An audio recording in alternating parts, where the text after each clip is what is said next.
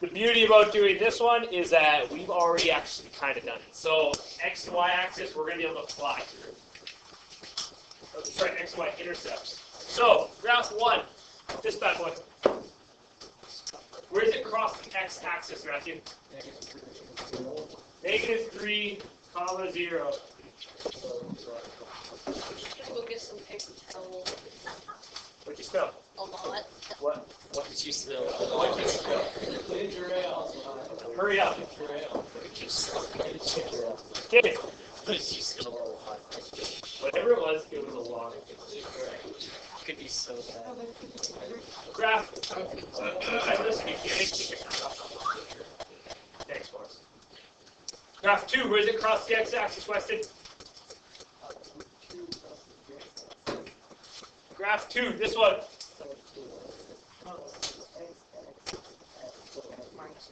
At -2 and what, Joe?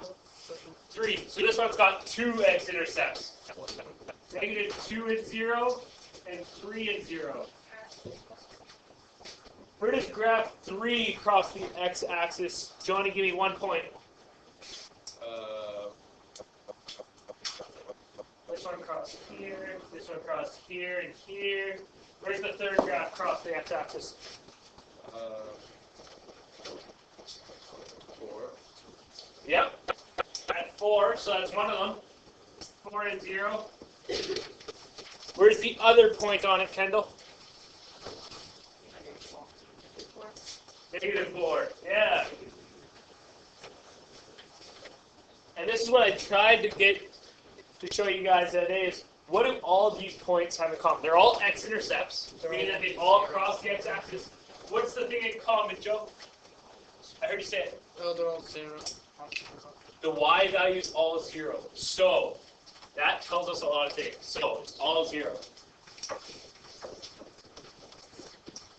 All y values equal 0. This tells us that we can do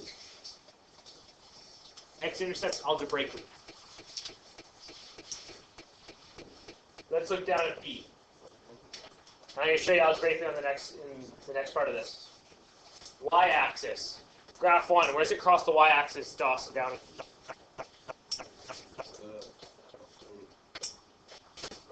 5. Yep. Crosses right here at 5. X is 0. Y is 5. Ella, where's the second graph cross?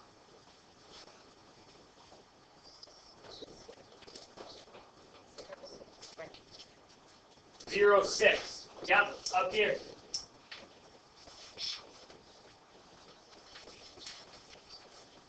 Aaron, where does graph 3 cross the y-axis? 0, 4, and 0, -4. And this is what I tried explaining yesterday, yesterday. And said not to sweat it if you didn't get it right away. Because I knew we were going to go over it again. So, what do we notice about all our y-intercepts? What is it? All the x values are 0.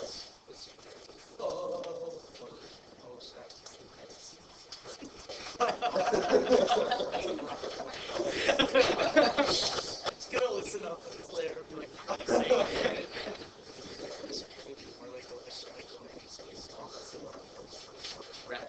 Okay, which means we can solve our y-intercepts also algebraically. Meaning that if you didn't have a graph and you just had some massive equation and I said, what's the x-intercept, you could figure it out. You don't need a graph. Let's take a look at how to do that. If I do this.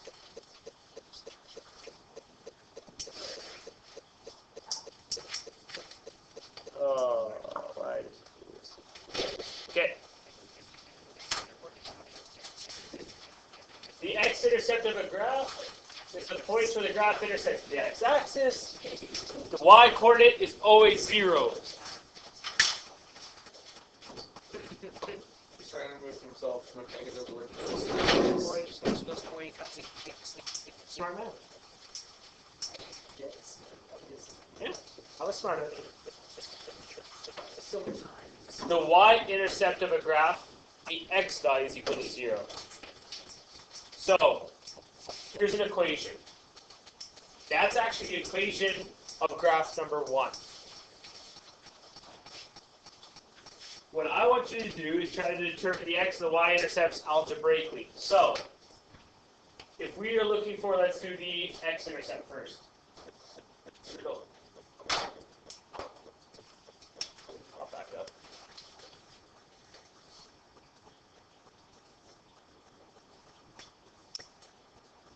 Okay, I'll do it on the side forward. We'll do this out later. Okay, do the x-intercept first. If we're looking for an x-intercept, what do we know about the y value time?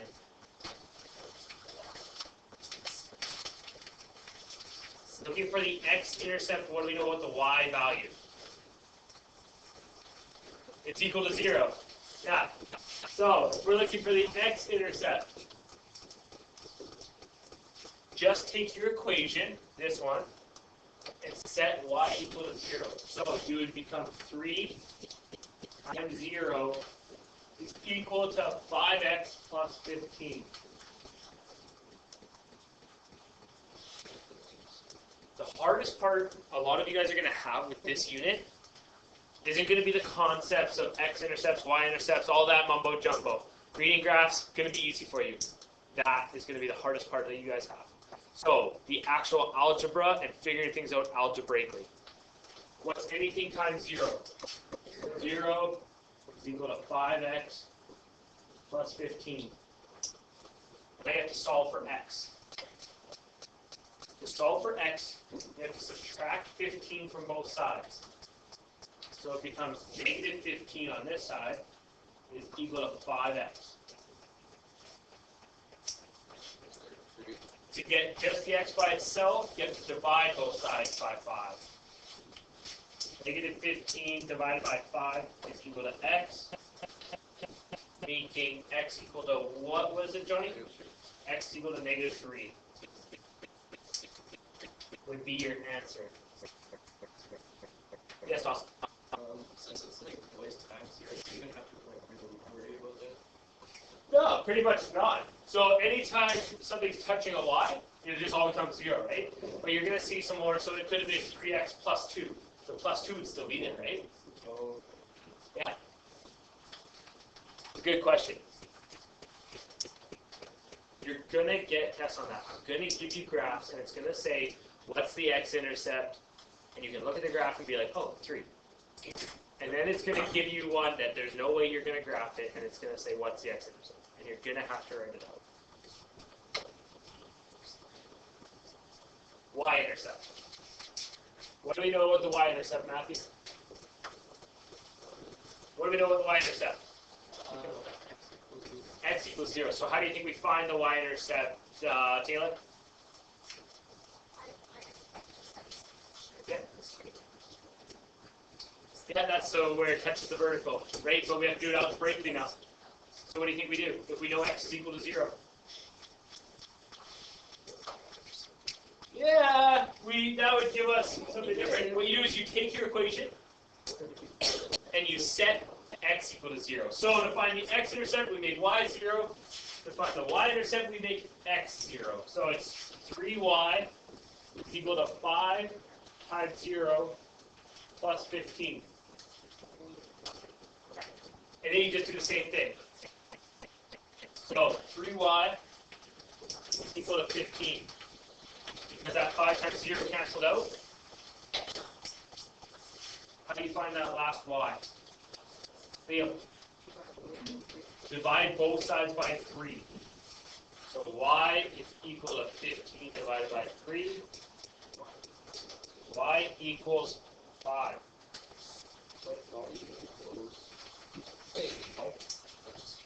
It's not funny though. I didn't like your reaction either, though. The equation of graph 3 on the previous slide is x squared and y squared equals 16. I want you to try to algebraically, try it on your own, use a calculator because you're going to need it, to show the x-intercept. Give it a shot. Try to find the x-intercept on that equation on your own.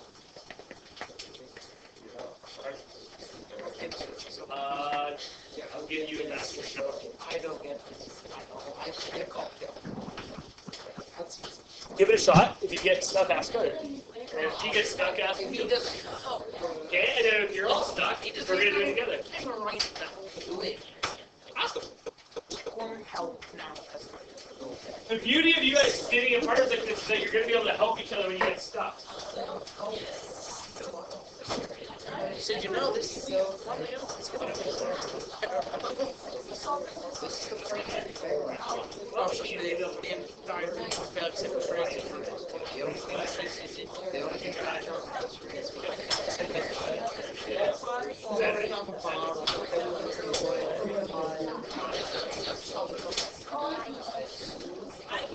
You're confused?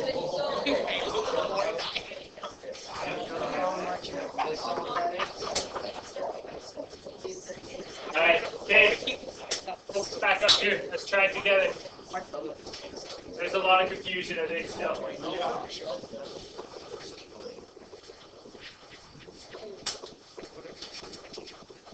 All math is, guys, is asking yourself the right questions. That's all it is. That's why in trig all you have to do is ask yourself SOHCAHTOA. It's all about knowing the right questions to ask. So if we're looking for the x-intercept, the first question you should ask yourself is, what is the y value? 0. So set it equal to 0. So if your equation is x squared plus y squared equals 16, the first step is y is equal to 0, just spin.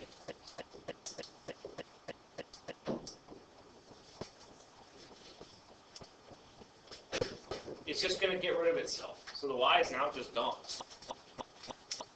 Now you're left with x squared is equal to 16.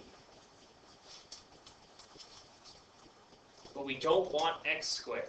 But do we want x? And how do we get x from this, Jared?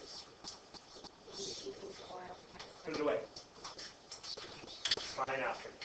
How do we get x? You square root both of them, right? Okay, so what's x equal to if you square root 16? X is equal to 4.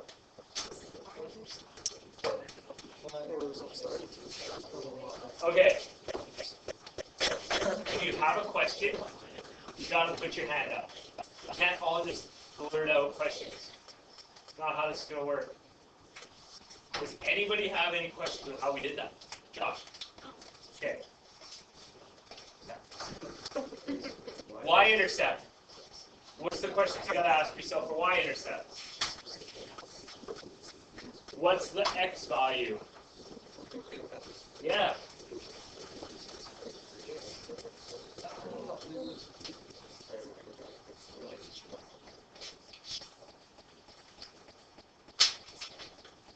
What's next? What's our last step that we gotta do? We don't want y squared equals 16. What do we want? Yeah. Now I got another question for you guys. So y is equal to square root of 16. Y is equal to 4. But we got a problem. Let's go back a slide. I can't go back a slide. Look back a slide on your page. And look at graph 3. Go back to the front page. Look at graph 3. Algebraically, you just told me that the x-intercept is at 4. But look at the graph. Where is it? It's at negative 4. But it's also at 4.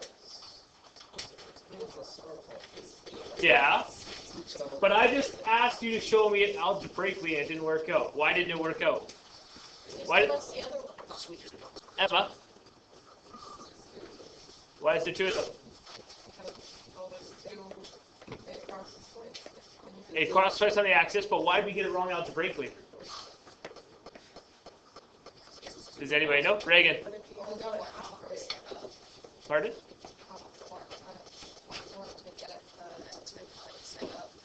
Oh, that's a good idea. No, the formulas, it's still good, so you're not going to have to adjust the equation. Neil, take a shot at it. No, no. Maya?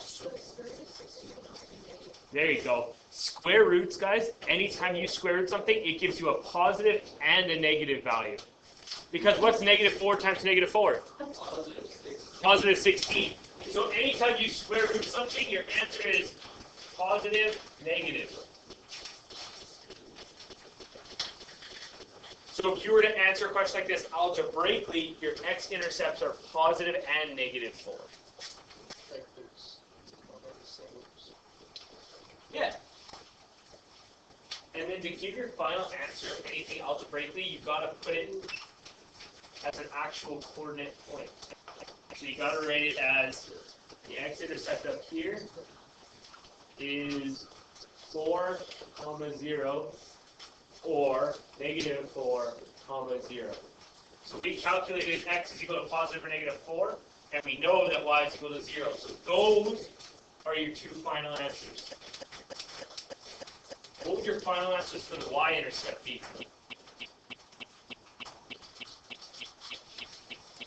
It says positive or negative 4 down here. Same thing with Sushi's clock. Like that. Yeah, beautiful.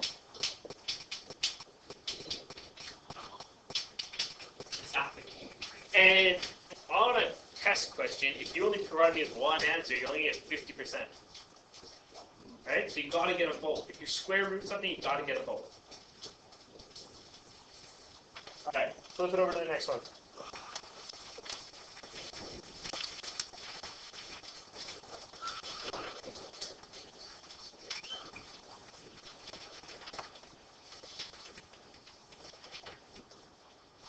There it is.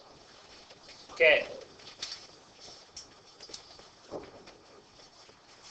Up top is a word problem. Lisa purchases a new car for 20 grand. And this is actually what happens to your car value. Your car value over time, like, it just sucks. It goes down. Cars are terrible investments. If you're ever looking to make money, don't do it by investing in cars. So, yeah, and then sometimes really old cars, if you restore them, they're actually worth more. Yeah. But for the most part, your typical car you're going to buy, that's what its value is going to do. So your y-axis is your price or the value of the car. Your x-axis is time. She bought a car at time equals 0. It was worth 20 grand. What we have here is a table of values that you have to fill out. So what would go here? What's the output when we have t equals 0? 20,000. Yeah. Yep. So what's the ordered pair then? You're right. Cost is right. He's just not confident in his ability to be right. 0, 20,000. 20,000. 0, comma. 0, comma. 20,000. You got it. 0, comma 20,000. The x value is 0, the y value is 20,000. When she first bought the car, so right then at time equals 0, it was worth 20 grand. Yep. After 2 years, what's the car worth after 2 years? Horace, what do you think it's worth?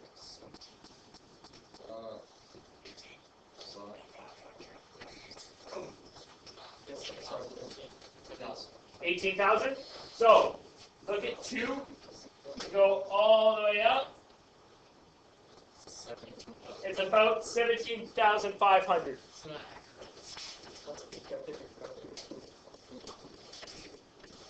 What's the ordered pair for that, Chloe?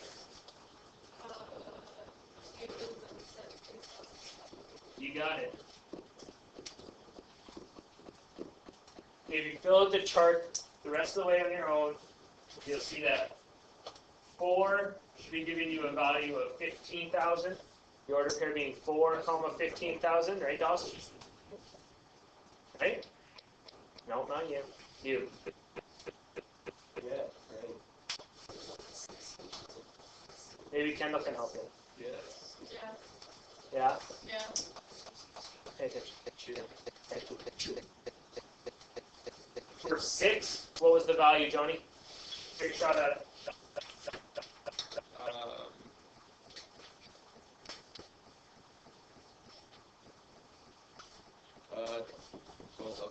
12,500, making the ordered pair 6, 12,500. All right, move on to the next point. What does the ordered pair 0, 20,000 represent? Jared. When he first got it. It represents the price of the car when he first got it. Yep. C. Use the graph to estimate the t-intercept. What does the t-intercept represent? So, use the graph. Take a guess at what you think the t-intercept is, Emily. Pardon? T is time, but what is the value of the t-intercept? When does it happen? Emily's got it. 16. Yeah, all the way down here. And what does that actually represent, Brady? And then what's it mean about the value? Yeah, it represents when the car's crap. Yeah. It's just Lisa bagged her car on the 16th year and finished it off. The t-intercept represents when the car's worth nothing. D. Use the graph to estimate the value of the car after 3 years, 10 years, 14 years. So you got to look for all those spots, right, Dawson? So you would look at 3 and go up. It'd be about 16.5. So you did 10 years and went straight up, you would find it's about 7,500. At 14 years and up, you would do about 2,500. Yeah, kind of like that. Like it's going down by that. So that's the devaluation of it. Yeah, I remember something like that. Yeah, that's over 2 seconds. Yeah. Okay. These questions. So let's focus on this. Focus on E. It says, use the formula to verify D part 2. What does that mean? What's it asking us to do, Liam? It's asking us to plug the numbers into the formula. So what it's asking you is to take either your T value or your Y value and plug it in. And which value would we choose? You'd use your T value. Because that's the one we were given. We were given a T value of 10. We were never given a Y value. We estimated that. So to verify it, and Liam's got the right idea, what you got to do is you got to take your formula and plug in your T value to 10. So these are questions that are worth probably most of the marks, which is why we're going to do it together and focus so heavily on it. Verify. Your formula is V equals 20,000 minus 1250T.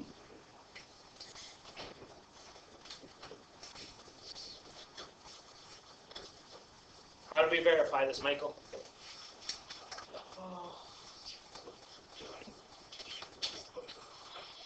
We're going to stop having drinks in here.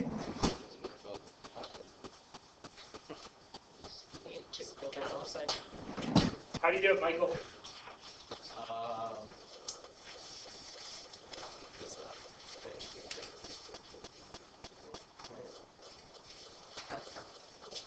No, I think it's having leaves on next to me, so that's a plus. Reese, how do you do it? Figure out what T is. We know what T is. We're verifying it's 10 years, right? There you go. You put in 10 here. So you take what you were given, put it away.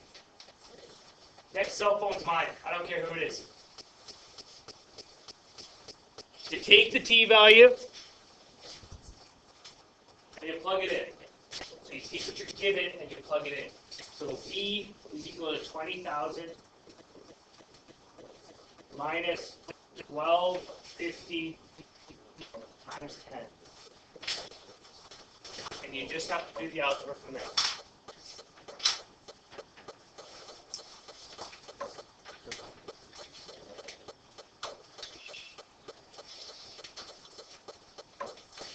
That would give you B equal to 20,000 minus 12,500. And if you put that in your calculator, you should get the value of your car 7,500. Which is exactly what the graphic told us when we estimated it. Yeah.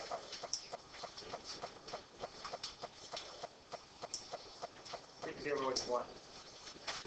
Okay. Question?